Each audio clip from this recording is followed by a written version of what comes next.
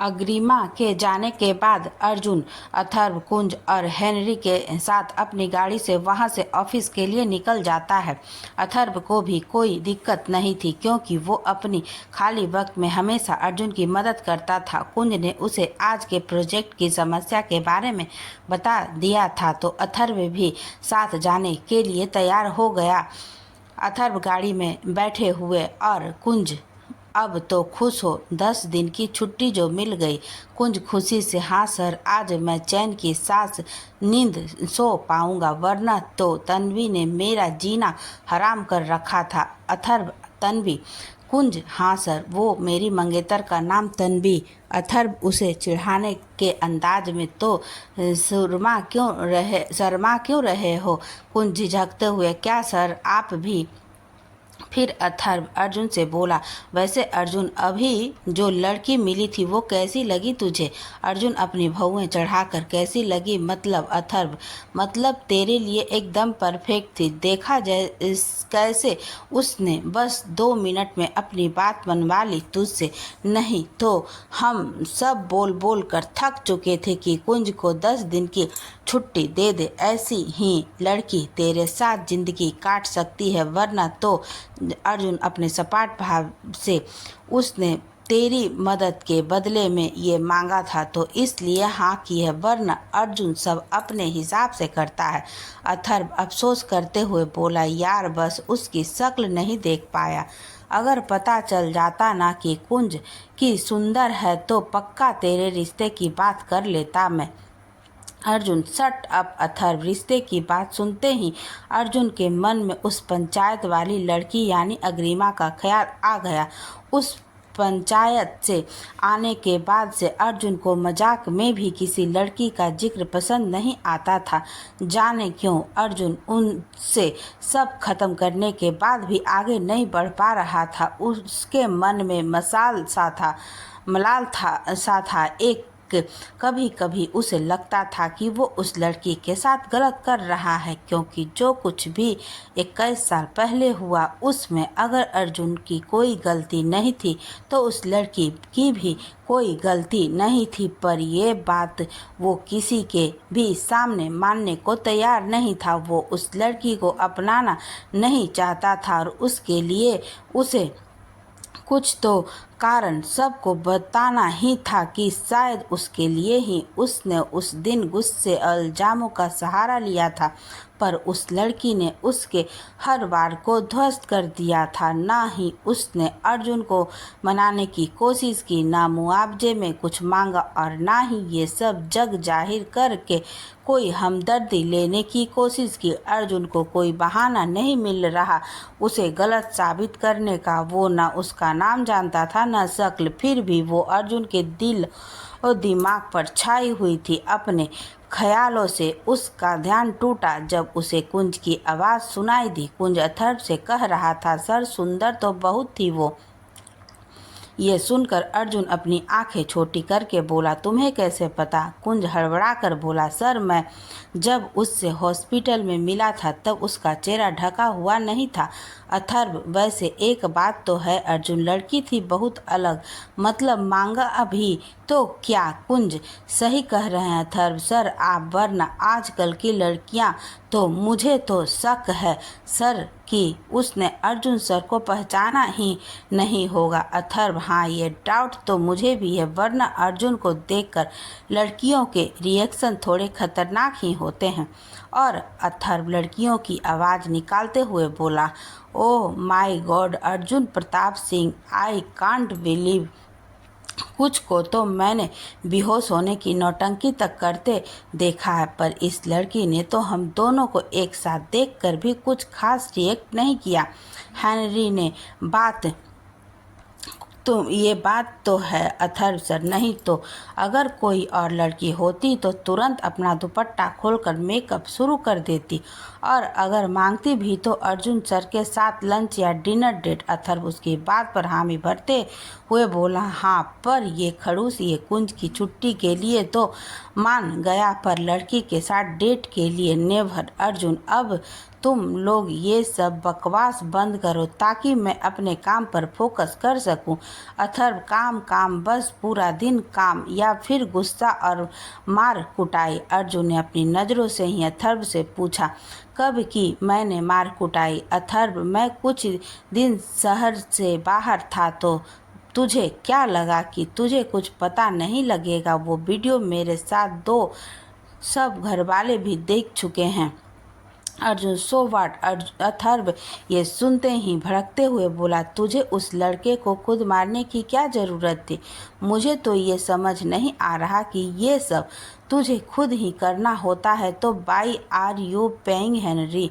और इतने सब गार्ड्स की क्या ज़रूरत है? हेनरी एकदम से, अथर्व सर, आप मेरी जॉब पर तलवार क्यों टांग रहे हो? मैंने तो सर को कहा था कि मैं देख लूँगा उसे, पर सर ने खुद ही। अर्जुन हेनरी को बीच में रोकते हुए बोला, कुछ काम खुद करो तो ज़्यादा बेहतर होता है अथर्व। हेनरी उसे वो नहीं समझा पाता जो मैंने समझाया है। अथर्व हैरानी से, तूने समझाया उसे? रियली? ऐसे कौन समझाता है?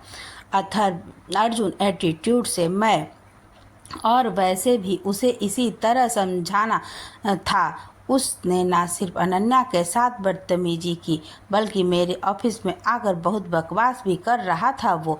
अथर्व ने अर्जुन के इस जवाब पर आगे कुछ नहीं कहा, क्योंकि बेशक वो शांति प्रिय इंसान था, पर फिर भी अनन्या के साथ कोई गलत हरकत तो उसे भी बर्दाश्त नहीं थी। फिर कुछ सोचकर वो अर्जुन से बोला, अर्जुन, अनन्या वाली वजह तो एकदम जायज़ थी, पर उस लड़की के लिए जो तूने कहा, क्या वो अथर्व को भी समझ नहीं आया कि वो क्या पूछे?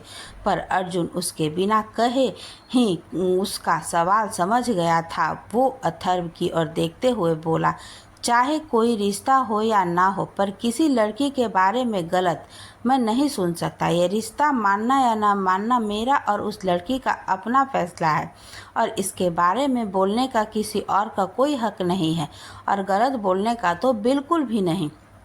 अर्जुन की बातों से अथर्व को ये साफ हो गया था कि अर्जुन उस लड़की से न चाहते हुए भी जुड़ गया है। अथर्व के माथे पर अब पसीने की लकीर उभर आई थी।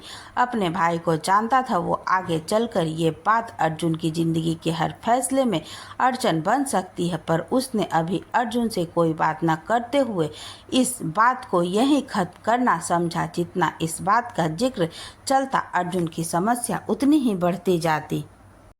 अर्जुन भी अब लैपटॉप पर कुछ कर रहा था, पर उसके आंखों के सामने वो दो जोड़ी आंखें घूम रही थी जिनमें वो कुछ देर पहले खो सा गया था। उसे कुछ अजीब सा एहसास हो रहा था, मानो उस अस्पताल वाली लड़की को वो जानता हो।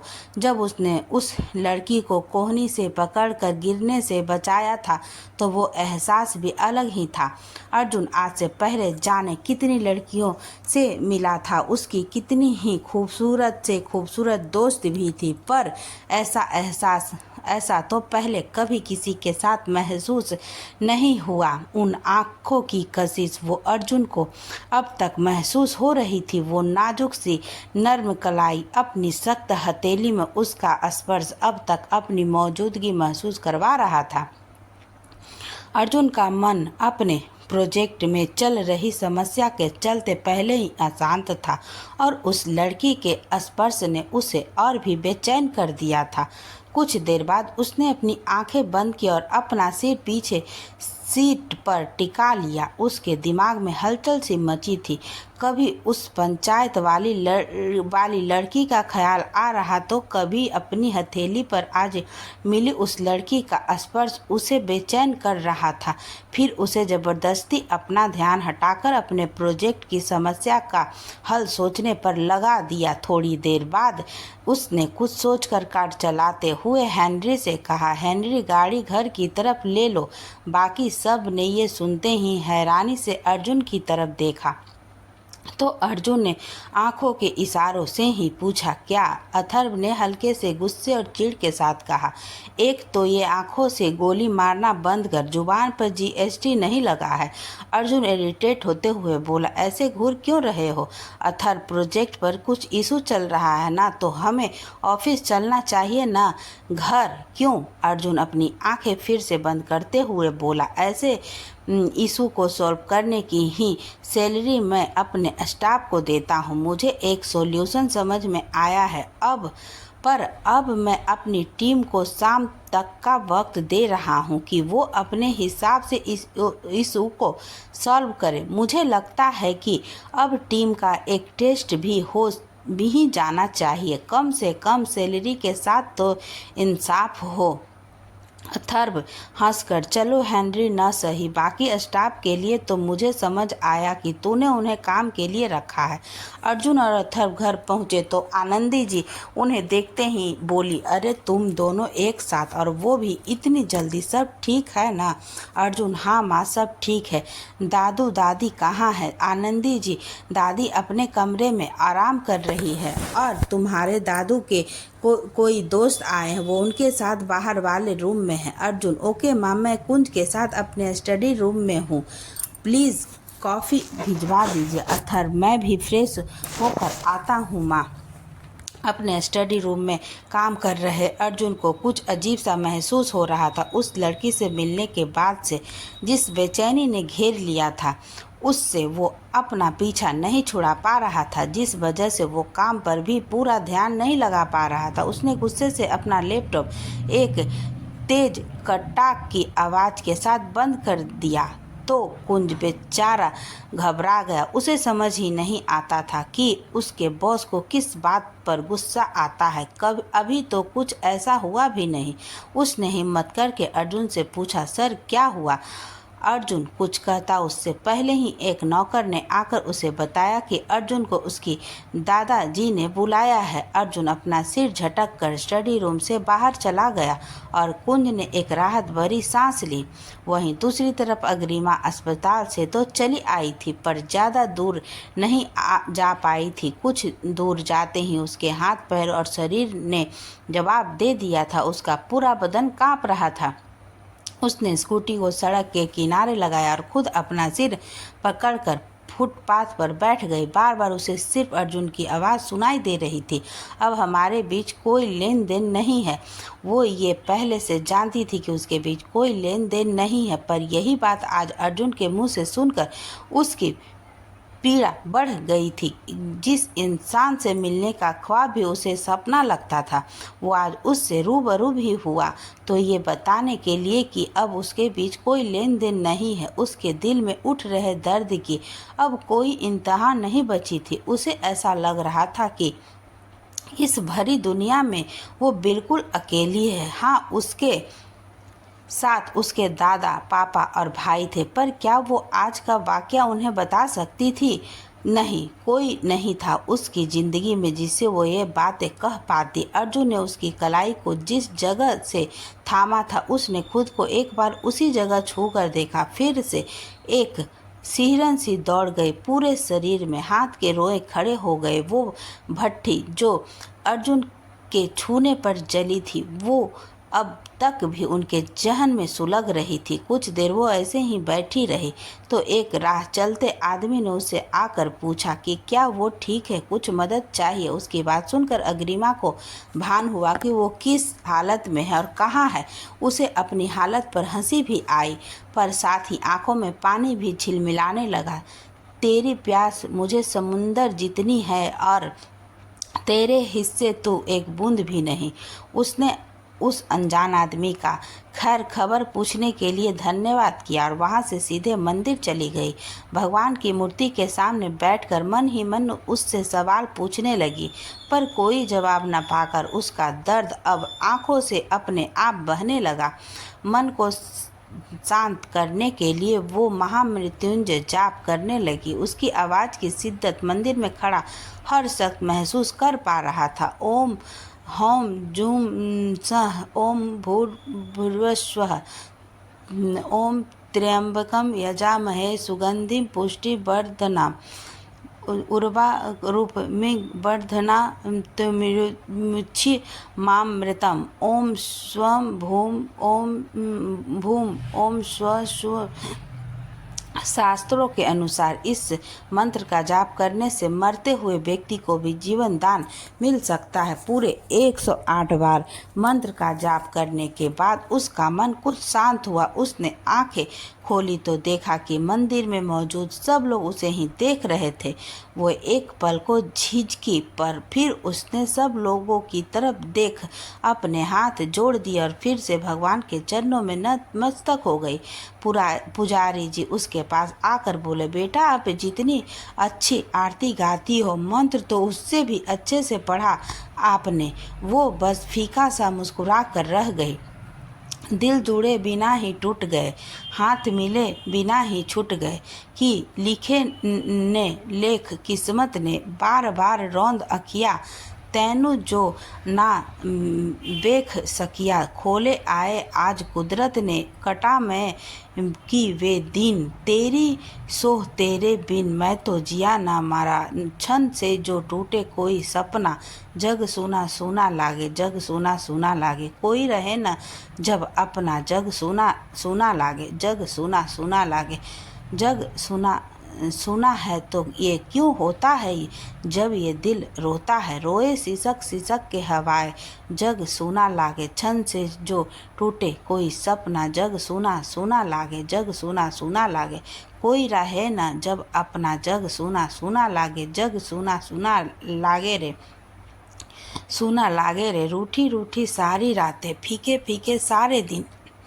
वीरांगी है, तन्हाई सी तन्हाई है, और हम है प्यार के बिन, हर पल छीन, क्षण से जो टूटे कोई सपना, जग सुना सुना लागे, जग सुना सुना लागे, कोई रहे न जब अपना, जग सुना सुना लागे, जग सुना सुना लागे।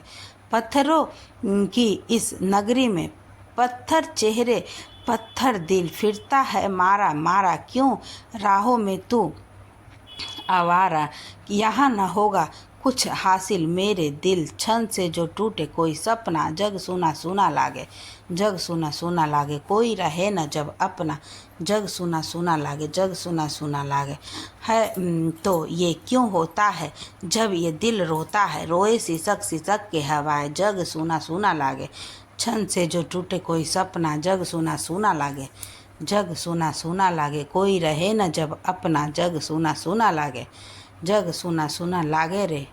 अर्जुन अपने दादाजी के कमरे में पहुंचा तो देखा कि उनके साथ एक और बुजुर्ग भी बैठे थे। अर्जुन के साथ ही अथर्व भी अंदर आया, उसे भी शायद दादाजी ने ही बुलाया था। दादाजी ने अपने साथ बैठे बुजुर्ग की और इशारा करते हुए कहा, अर्जुन अथर्व ये हमारे मित्र हैं संग्राम सोलंकी। जहां अथर्व ने अपने दादू की बात सुनकर संग्राम सिंह के पैर छू दिए, वहीं अर्जुन ने बस अपना सिर हिलाकर उनका अभिवादन किया। ये देखकर सूर्य प्रताप जी बोले, संग्राम अर्जुन बस मेरे इसके दादी के, अपने माँ बाप और बुआ के ही पैर छूता है, हम सब के अलावा वो किसी के सामने नहीं झुकता, बुरा मत मानना यार।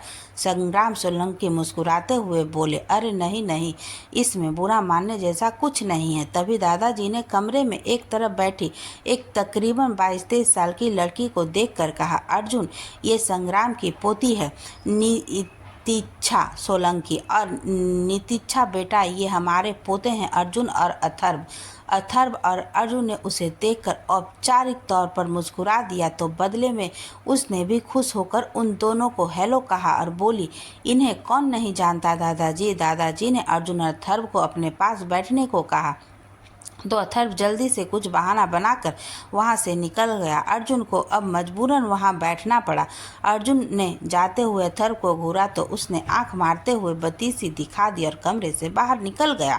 संग्राम सोलंकी अर्जुन के साथ औपचारिकता निभाने के अंदाज में बोले, और बेटा बिजनेस ठीक चल रहा है। अर्जुन जबरदस्ती मुस्कुराकर हाँ सब ठीक है। फिर सूर्य प्रताप जी अर्जुन से बोले, अर्जुन नितिच्छा ने भी आज हमारी कंपनी में भी ही इंटरव्यू दिया है। वहाँ बैठने में अर्जुन की कोई खास दिलचस्पी नहीं थी, पर अपने दादाजी की वजह से उसने सामान्यतः ही पूछा, ओ किस पोस्ट के लिए। नितिच्छा मैनेजर इन एडमिन डिपार्टमेंट। अर्जुन तो पैनल ने क्या कहा। नितिच्छा रिजल्ट शाम को डिक्लेयर होगा। अर्जुन हाँ दादाजी। अर्जुन मुझे कंपनी का मालिक होकर भी नहीं पता कि रिजल्ट कब आएगा? अर्जुन: दादू, इतनी छोटी 2 चीज़ें भी अगर मैं देखूंगा तो चल गई कंपनी, और मेरे पास देखने के लिए और भी हजारों काम हैं। दादाजी ने जैसे ही देखा कि संग्राम सोलंकी किसी से फ़ोन पर बात करने लगे तो उन्होंने धीरे से अर्जुन को अपने पास बुलाकर कहा, अर्जुन, मुझे एक और बात बतानी है तुम्हें। अर्जुन शक की नज़रों से देखते हुए: दादू, आप जब भी इस टोन में बात करते हो तो पक्का कोई बम फोड़ते हो। दादाजी अपनी बतीसी दिखाते हुए बोले, वो मैंने संग्राम को कहा है कि जब तक नितिच्छा का रहने का कुछ सही इंतजाम नहीं हो जाता तब तक वो यहीं रहेगी।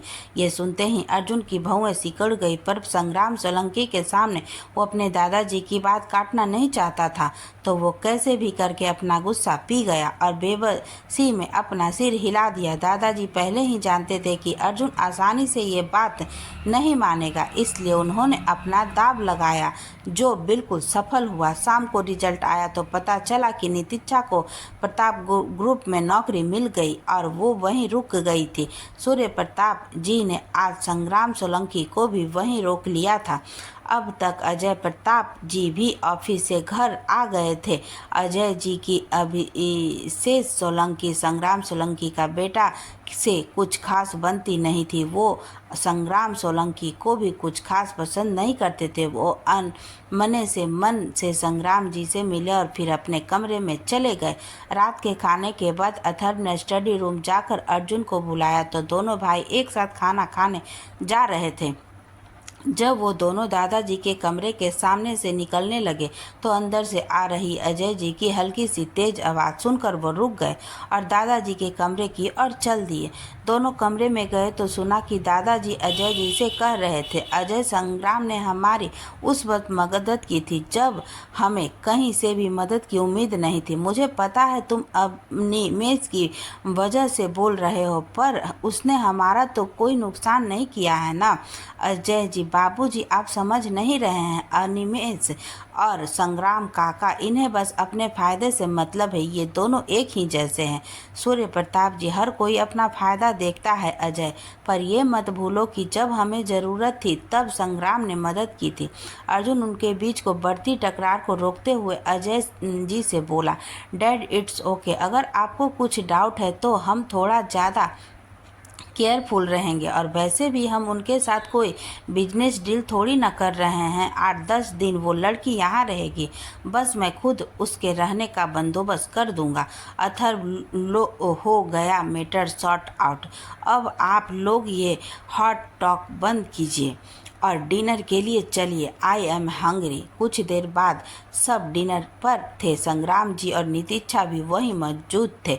अर्जुन को अपने फैमिली टाइम में कोई दखल अंदाजी पसंद नहीं थी। उनके चेहरे से भी ये साफ झलक रहा था। आनंदी जी सबको खाना परोस रही थी और बाकी सब खाना खा रहे थे। फाल्गुनी जी खाना खाते हुए, अथर्व, कल हमें दूसरे मंदिर जाना पड़ेगा, यहाँ वाले मंदिर में कुछ काम चल रहा है। अथर्व, दादी, कल आपको अर्जुन के साथ जाना पड़ेगा, मुझे लुधियाना जाना है हॉस्पिटल के कुछ काम से। Arjun, oh no. अथर्व उसे चिढ़ाते हुए, ओह यस। सूर्य प्रताप जी, संग्राम सोलंकी से अभिषेक का बेटा क्या कह रहा है आजकल? संग्राम सोलंकी अपने आप ही काम शुरू किया हुआ है, ट्रेंडिंग वगैरह। Solanki trending company. अर्जुन, ओ, सोलंकी ट्रेंडिंग कंपनी आपकी है? संग्राम सोलंकी, हाँ बेटा, नीरज ही उसका करता धरता है। अर्जुन, हाँ, मिला हूँ एक बार उससे। संग्राम सोलंकी, तो आपकी कंपनी से भी डीलिंग है क्या उसकी? अर्जुन, नहीं, डील हुई नहीं थी। संग्राम सोलंकी, अच्छा। फाल्गुनी जी और भाई साहब, कल्पना का परिवार और बच्चे ठीक है ना? संग्राम सोलंकी, हाँ भाभी जी, सब कृपा है ईश्वर की। अगली सुबह अर्जुन अपनी दादी के साथ मंदिर जाने के लिए अपने कमरे में तैयार हो रहा था, तभी उसे बुलाने के लिए एक नौकर आया। भैया, आपको दादी जी नीचे बुला रही है। अर्जुन हाथ में घड़ी पहनते हुए, कितनी बार कहा है तुमसे कि मुझे सर बोला करो? नौकर सकपका गया और धीरे से बोला, जी सर, सॉरी सर। दरअसल अर्जुन और अथर्व थे तो जुड़वा भाई, पर थे एक दूसरे के बिल्कुल विपरीत। अर्जुन को हर किसी से अपने लिए सर सुनना था और अथर्व को हर नौकर से भैया। इस चक्कर में नौकर बहुत बार कंफ्यूज हो जाते थे। अथर्व तो आराम से बोल देता था, पर अर्जुन कितनी ही बार तो वो नौकरों को निकालने की धमकी तक दे देता था। नौकर तो जी सर बोलते ही वहाँ से 9 दो 11 हो गया। अर्जुन भी कमरे से बाहर निकलने ही लगा कि अथर्व आ गया। अथर्व, अर्जुन, मैं लुधियाना के लिए निकल रहा हूँ, रात तक ही आऊँगा। अर्जुन, ठीक है, ध्यान से जाना और कुछ भी हो तो तुरंत फ़ोन करना। Atharva, yes boss. अथर्व दादी से मिलकर लुधियाना के लिए निकल गया और अर्जुन दादी को देखते हुए बोला, दादी चलिए जल्दी। दादी सोफे से उठते हुए बोली, लेट खुद आया है और जल्दी करने को मुझे बोल रहा है। अर्जुन, ओ कम ऑन दादी, एक तो ये आपकी अजीब सी जिद की आपको मंदिर मेरे या अथर्व के साथ ही जाना है। मुझे अब शाम को जिम करना पड़ेगा। आप माँ के साथ क्यों नहीं जाती? फाल्गुनी जी, अथर्व भी तो आराम से चला जाता है, पता नहीं मुझे तुझे ही क्यों इतनी समस्या है। अर्जुन ने दादी को सहारा देकर गाड़ी में बिठाया और खुद ड्राइविंग सीट पर आकर बैठ गया। फिर गाड़ी स्टार्ट करते हुए बोला, इतना खर्चा करके मैंने आपके लिए लोन में इतना बड़ा मंदिर बनाया और आपको फिर भी बाहर ही जाना है, और वो भी सिर्फ मेरे या अथर्व के साथ। फाल्गुनी जी, तेरा पूरा दिन तो मीटिंग सीटिंग में निकलता है और अथर्व का अपने मरीजों के साथ, तो मुझे तुम दोनों से बात करने का ये तरीका अपनाना पड़ता है, समझा? अर्जुन, समझ गया दादी। फिर उसने गाड़ी में इंग्लिश सॉन्ग चला दिए, जिस पर दादी ने तुरंत अर्जुन को डांटते हुए कहा, ये क्या सुबह सुबह अंग्रेजी गिटर पिटर शुरू कर दी, कोई भजन वजन लगा दे। अर्जुन, दादी मेरे पास कोई भजन नहीं है, यही गिटर पिटर है, सुनना है तो बोलो। दादी, नहीं, मुझे नहीं सुनना ये सब, आजकल के मोबाइल में सब मिल जाता है, मुझे पता है तू जानबूझकर भजन नहीं लगा रहा। अर्जुन ये सुनकर मुस्कुरा दिया और बोला, दादी चलिए गुस्सा छोड़िए, मंदिर आ गया है। दादी गाड़ी से बाहर देखते हुए, अरे ये वाला मंदिर नहीं, वो अगले सेक्टर वाले मंदिर में चल, वहाँ बहुत अच्छी आरती होती है। अर्जुन, दादी अब आज यहाँ आ गए हैं तो प्लीज़ यहीं पूजा कर लो ना, कल उस मंदिर में चल पड़ेंगे, वैसे भी आपके भगवान तो हर जगह है ना। फाल्गुनी जी, ठीक है, चल अब। अर्जुन, दादी आप जाओ ना प्लीज़, मैं थोड़ी देर यहीं सामने पार्क में जॉगिंग कर लेता हूँ। फाल्गुनी जी बहाना बनाते हुए, इस मंदिर में मैं पहली बार आई हूँ तो मुझे ठीक से कुछ समझ नहीं आएगा, तू चल ना मेरे साथ। अर्जुन गाड़ी लॉक करते हुए, दादी इतना बड़ा बिजनेसमैन ऐसे ही नहीं हूँ मैं, सब बहाने समझता हूँ आपके, अपने शहर का कोई मंदिर नहीं छोड़ रखा, चलिए अब। दोनों जैसे जैसे मंदिर के अंदर जा रहे थे वैसे वैसे ही एक तेज और मीठी सी कानों को अच्छी लगने वाली आवाज़ सुनाई दे रही थी, मानो सुनने वाला उसे बस सुनता ही रहे। अर्जुन की दादी खुश होकर बोली, कितनी अच्छी आवाज़ है, इतनी अच्छी आरती तो बस टीवी में ही सुनी है। अर्जुन, देखा, मेरे कहने से आप यहाँ आई तो आपका ही फायदा हुआ है ना, इतनी अच्छी आरती सुनने को मिल रही है। फाल्गुनी जी, हाँ, बस खुद की बड़ाई करवा लो तुझ से, चल जल्दी। दोनों मंदिर हॉल में पहुंचे तो देखा एक लड़की आरती कर रही थी। उसकी आवाज़ मधुर होने के साथ साथ इतनी स्पष्ट थी कि उसका गाया एक एक शब्द कानों से होते हुए दिल तक पहुंच रहा था। अर्जुन भी उस आवाज़ में खो सा गया था। उसके कदम अब खुद ही खुद उस आवाज़ की तरफ उठने लगे। थोड़ा आगे आकर उसे नजर आया कि भगवान की मूर्ति के समक्ष खड़ी छरहरे से बदन वाली एक लड़की या महिला आरती गा रही थी। उसने उजले आसमानी रंग का सूट पहना था, जिसके साथ का गुलाबी दुपट्टा उसने अपने सिर पर लिया था। अर्जुन को उसकी आवाज़ में एक खिंचाव सा लग रहा था।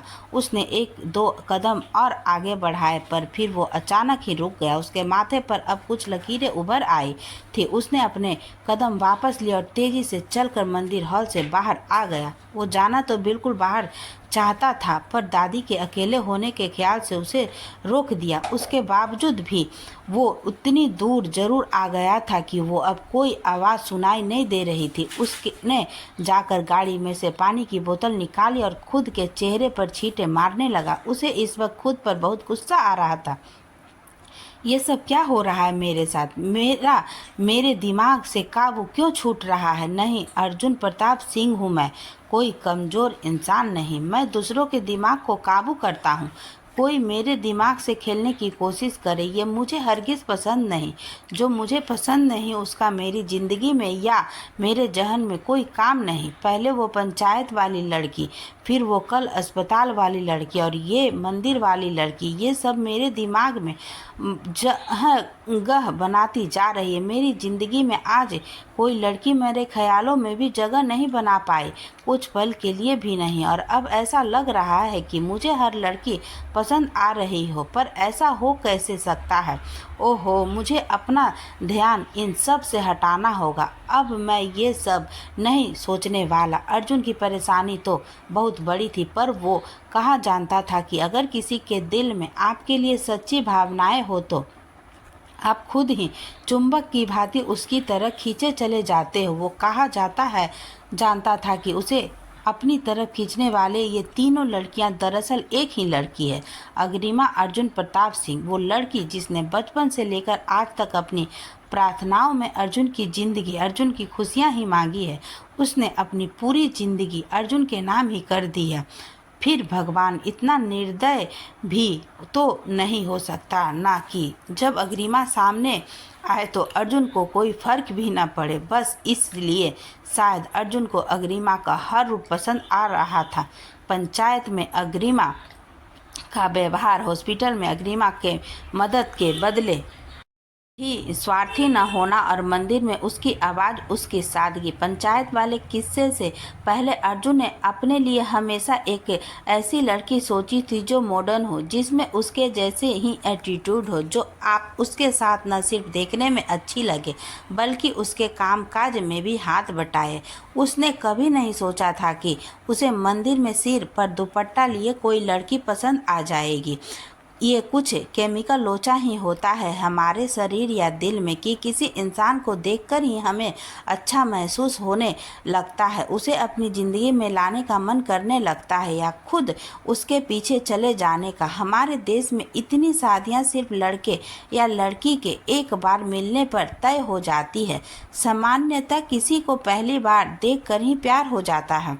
कोई इशारा तो हमारा शरीर, दिल या दिमाग हमें देता है कि ये इंसान मुझे पसंद है। ये इशारा अर्जुन को भी मिल रहा था, एक बार नहीं कई बार मिल रहा था, पर वो अनजान था इस बात से, इसलिए चिढ़ रहा था। पर वो अर्जुन था, जानता था कि कब और कैसे उसे सिर्फ मछली की आंख देखनी है। अपना ध्यान उसने बाकी सब जगह से हटाकर काम की तरफ लगा दिया और अपने आज के शेड्यूल के बारे में सोचने लगा।